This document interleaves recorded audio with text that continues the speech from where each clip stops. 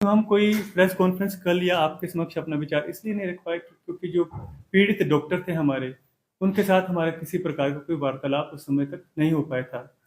जब 6:30-7 बजे के करीब हमारी उन डॉक्टर से बात होती है, जब हमें इन फैक्ट्स का पता चलता है, तो हमने ये ज़रूरी समझा कि डॉक्टर का जो पर्सपेक्टिव है, एचएमओ के थ्रू जो है लोगों तक पहुंचे, ताकि किन स्थितियों और परिस्थितियों में वो लोग काम कर रहे हैं और किस तरह के चैलेंजेस उन्हें आ रहे हैं, ये लोगों को तक हमारी बात पहुंचना ज़रूरी है।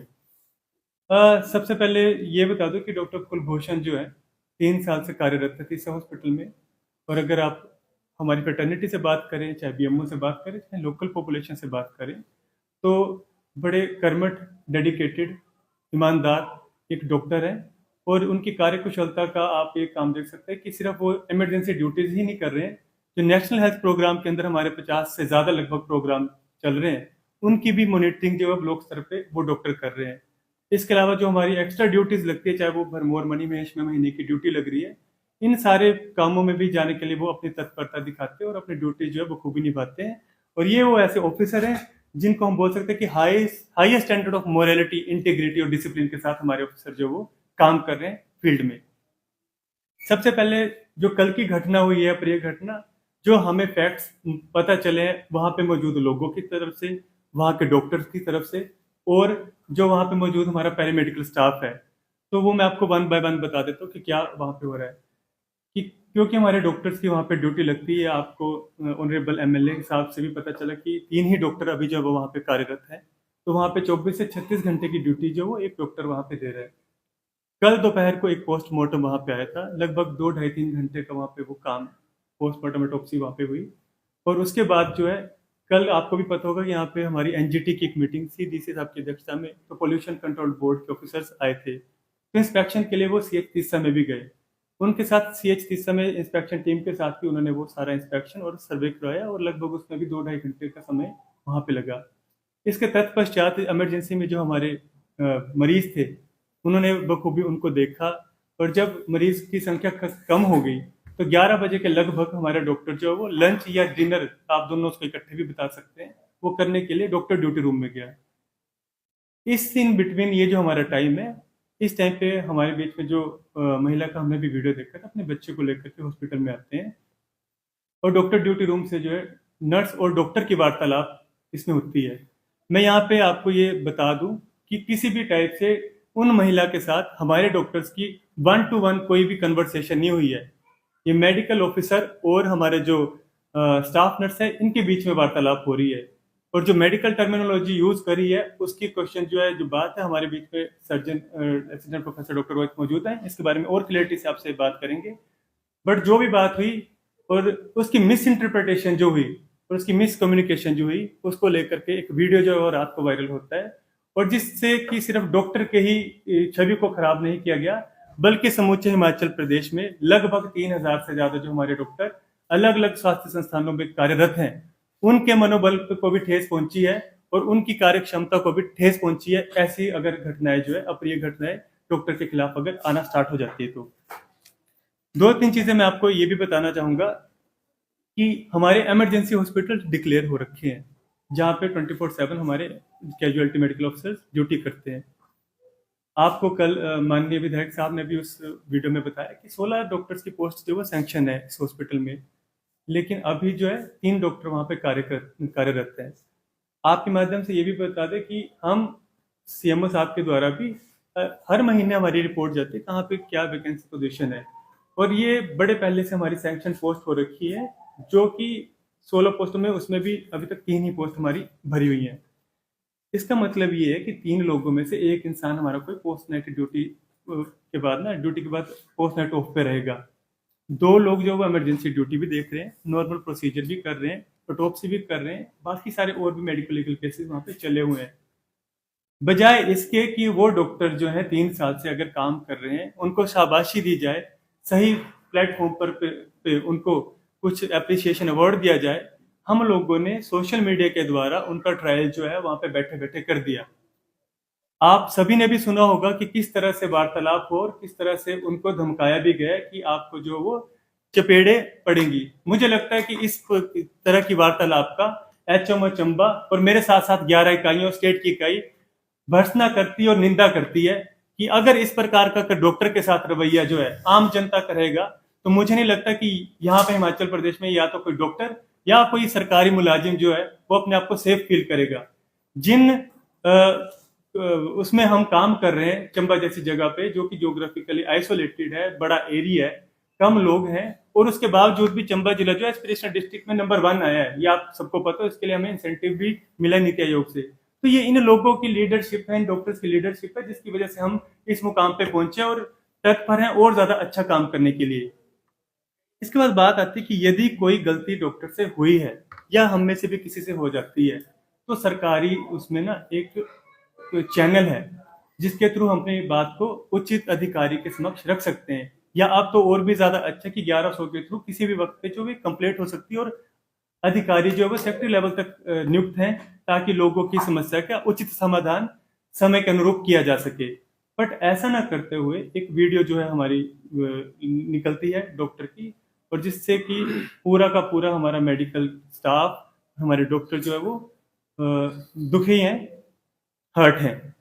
आपको एक बात और बता दें कि हम आपके समक्ष ये भी बात करेंगे क्योंकि किसी भी मनुष्य के लिए संभव नहीं है, चाहे वो डॉक्टर है चाहे कोई और हो, कि 24 से 36 घंटे की ड्यूटी वो करे एक ही संस्थान में। तो हम ड्यूटी ओवर्स फिक्स करने की भी यहाँ पे बात करते हैं। जितना एनएमसी के द्वारा बताया गया कि 8 घंटे से ड्यूटी ज़्यादा नहीं होनी चाहिए और अगर इमरजेंसी ड्यूटी अगर कोई करे तो 12 घंटे से ज़्यादा ड्यूटी किसी डॉक्टर की नहीं होनी चाहिए। उसके अलावा हम ये भी बात करते कि हमारे डॉक्टर से जो बात हुई है वो हम अभी 10 अक्टूबर को मेंटल हेल्थ डे भी हमने सेलिब्रेट किया, लोगों को अवेयर करें मेंटल हेल्थ के बारे में। पर जिस प्रकार की दुर्व्यवहार या कमेंट्स जो है डॉक्टर के प्रति हर सोशल मीडिया में जो है लोगों के द्वारा किए गए हैं, हाँ लोग अपनी प्रतिक्रिया दे सकते हैं, हमें अभिव्यक्ति की आज़ादी की हमें आज़ादी है, लेकिन किसी की फैमिली को हम गालियां दें या टॉर्चर करें तो किसी भी प्रकार से ये जो है हम एक्सेप्ट नहीं करेंगे। और हम डॉक्टर साहब के साथ हैं जो भी वो इस गेस्ट डिसीजन लेना चाहते हैं, एचएमओ चंबा, एचएमओ स्टेट और बाकी इकाइयां जो जिला की, इसमें हम इनका साथ देंगे। इसके बाद बात आती है कि हम इस बात की भी निंदा करते हैं कि जिस तरह से बीएम ऑफिस में हमारे डॉक्टर को खड़ा करवा करके उनके साथ वार्तालाप किया गया, एक गेजेटेड ऑफिसर को एक सीट तक मुहैया नहीं करवाई गई और एक कंगारू कोर्ट की तरह डिसीजन देने की जो प्रक्रिया वहां पे चलाई गई, हम इसकी भी निंदा करते हैं। हम गुजारिश करते हैं कि भविष्य में सिर्फ डॉक्टर ही नहीं, किसी भी विभाग का कोई भी अधिकारी कर्मचारी है तो इसकी सेल्फ रिस्पेक्ट और डिग्निटी को मद्देनजर रखते हुए उसकी एक बंद कमरे में जांच हो और जो आपके इन्वेस्टिगेटिंग ऑफिसर्स है उनके थ्रू जो है कोई ना कोई निर्णय और किसी न किसी निष्पक्ष तौर से किसी निर्णय तक हम पहुंचे। इसके अलावा आपके मैं डॉक्टर दिलबाग सिंह से ठाकुर से बात करूंगा जो हमारे जिला इकाई के प्रेसिडेंट हैं कि अपनी बात जो आपके समक्ष रखें। धन्यवाद। आपसे एक क्वेश्चन है। जी इस तरह से आपने कहा कि इस तरह की कोई बात नहीं। देखो, जिसका बच्चा होता है उसको दर्द महसूस होता है, बट एक डॉक्टर भी तो किसी का बच्चा है। अगर माँ ने वहाँ जाके वीडियो बनाया है, कोई अगर उनको लगा कि कुछ उनको सेटिस्फाई नहीं थे कि उनको देखा नहीं गया, तो उसके दूसरे तरीके थे। वो चैनल करते, बीएमओ साहब को फ़ोन करते, सीएमओ साहब को फ़ोन करते। जब आपका बच्चा सच्ची बीमार है तो आप उन चैनल को एक्सप्लोर करते हैं, ना कि कोई वीडियो मैसेज। उससे तो बच्ची का इलाज नहीं हुआ। अगर आपने वायरल कर दिया, डॉक्टर साहब की इमेज भी डेंट कर दी, उनको डिमोरलाइज भी कर दिया, तो एंड में जाकर हम यही पहुंचे कि बच्ची को इलाज मिला रात को।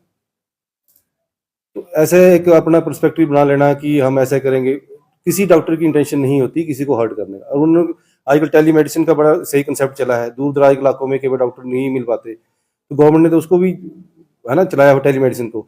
डॉक्टर साहब की जब नर्सिस से बात हुई, उन्होंने कंप्लेंट बता दी और उनको लगा कि इसमें हम इतना कर सकते हैं और बच्ची सवेरा के ओपीडी में दिखा सकती है, इतनी बात थी। तो बाहर जाके वीडियो बनाना, उसको वायरल करना, किसी की इमेज को डेंट करना, और उसके बावजूद जब सोशल मीडिया पे देखो आप उनकी मदर के बारे में, उनकी बहन के बारे में लोग कितनी, अगर ठीक है आपका टेक्नोलॉजी आई, आपके हाथ में पावर है, तो उसका अच्छा इस्तेमाल करो, किसी को मोटिवेट करो जहाँ आपको लगता है कि इसको अच्छी तरीके से हम कर सकते हैं, कोई सुझाव दो। किसी को गालियां देना और किसी को डिमोलाइज करना, ये कोई मुझे नहीं लगता कोई तरीका है। वेरी अगर देखो, अगर उन्होंने फीमेल ने कंप्लेंट की है कि बच्ची को नहीं देखा गया है, हम उनको भी नहीं नकारते, तो उसका तरीका है। अब सीएमओ साहब के बात पहुंची है, डायरेक्टर हेल्थ सर्विस के पास बात पहुंची है, तो कमेटी बनेगी जिसमें जो भी तरीका होता है उसका फैक्ट फाइंडिंग जो भी होगा वो करेंगे, वो तरीका उसका काम करने का। और आप सोचो कि रात को ही उसका सोल्यूशन मिल जाएगा, सोशल मीडिया में हम वीडियो वायरल कर देंगे, हमें बड़ा सोल्यूशन मिलेगा, कुछ नहीं मिलना उसका। गलतियां, मैं नहीं बोलता कि गलतियां नहीं होती, हर जगह होती होंगी, बट उसका तरीका नहीं है ना कि आप दूसरे बंदे को कैरेक्टर असैसिनेशन कर दो सोशल मीडिया पे, वो भी तो आपके ही इलाके का है ना। हमें लोगों को इस तरीके से समझाना है कि उनको मोटिवेट करना है। हमें हिपोक्रेटिक ओथ लेते हैं, हमारे लिए सारे ही डॉक्टर, मान लीजिए जो भी पेशेंट आता है वो हमारा रिलेटिव है नहीं है, वो हमारा अपना है।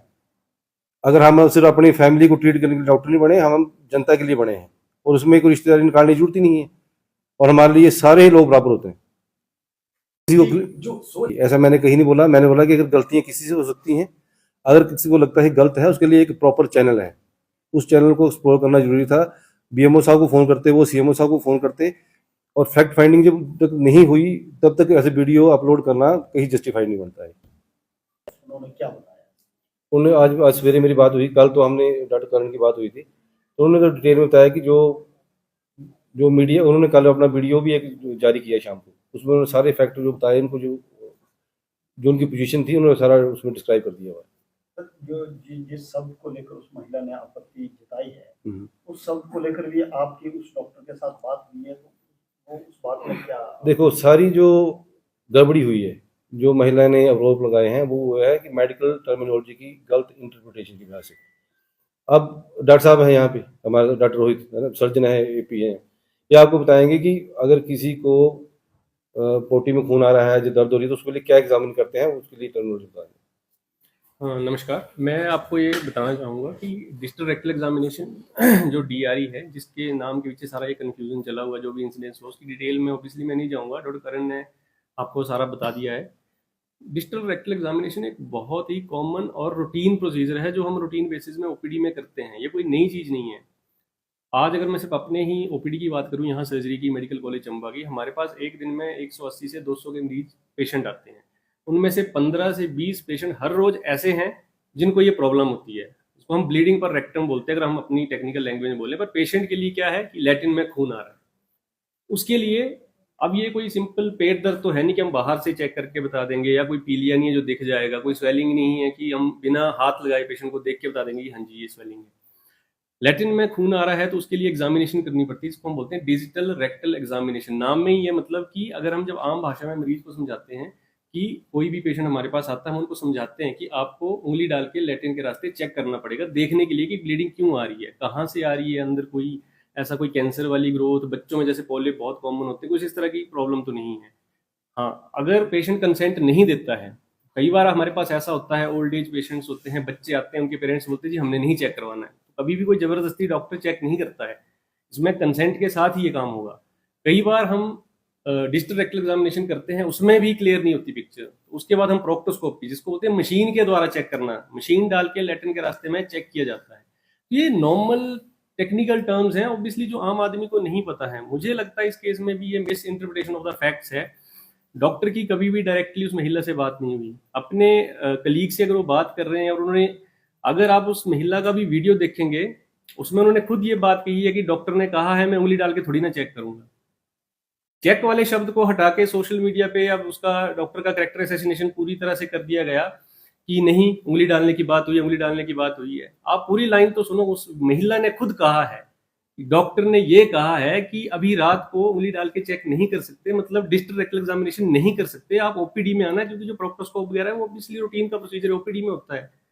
तो डिजिटल रेक्टल एग्जामिनेशन के बारे में ये मैं आपको बताना चाह रहा था, जो एक्चुअली आम लोगों को पता नहीं है। अब वो तोड़ मरोड़ के एक चीज को जो सोशल मीडिया पे किया जा रहा है वो थोड़ा गलत तरीके से पेश हुआ है, miss interpretation of the facts है। बाकी मैं डॉक्टर साहब की रिक्वेस्ट पे सिर्फ यहाँ इसी चीज को बताने के लिए आया था कि डिजिटल रेक्टल एग्जामिनेशन या उंगली द्वारा चेक किया जाना एक नॉर्मल रूटीन प्रोसेस है। इसको मिस इंटरप्रिटेशन की वजह से जो ये पूरे ही हिमाचल में इस टाइम डॉक्टर का कैरेक्टर असैसिनेशन हुआ है, डॉक्टर साहब ने बात की कल, वो इतने ज्यादा मेंटली वो एग्जॉस्ट हैं इस टाइम।